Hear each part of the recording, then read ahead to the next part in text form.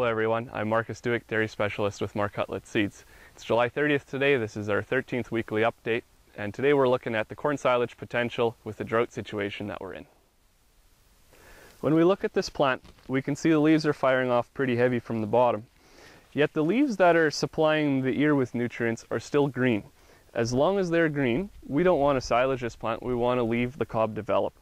However, once these leaves do start turning brown, then the cob development's going to cease, and we want to think about taking this plant for silage. The nutritive value in a plant like this is still at least 70% of typical corn silage value, so the nutrients are going to be there. The problem that we're seeing this year is that there's a lot of different staging in the fields, and so it's going to be a difficult decision to make as per when to silage. So if you guys have any questions, please don't hesitate to contact us.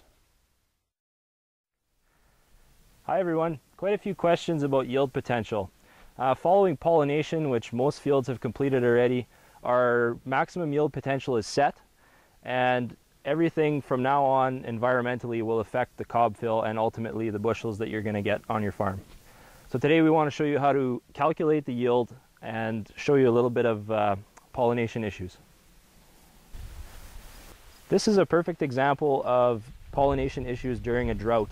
We have a cob here that's in the milk stage, or R3, and it's very obvious when you look at it. You can see quite a bit of aborted kernels that were never pollinated because of the drought. Here are some guidelines for estimating grain corn yield potential in your field. Today's example, we have a 30-inch row, so you're going to want to measure off 1/1000th of an acre, which on a 30-inch row is 17 feet 5 inches. You're going to count how many plants you have within that 1/1000th of an acre that are going to produce a cob. Once you've done that, you grab 3 cobs from those plants, a representative sample of course, and you take off the first inch of each cob, as well as the last 2 kernels. Once you've done that, you count the rows around, always an even number, as well as the kernels per row.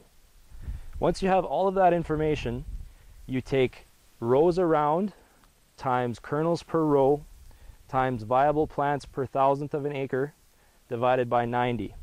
Now with the drought we've experienced, you're going to want to take that 90 and turn it into 100 to give you a more accurate yield estimation.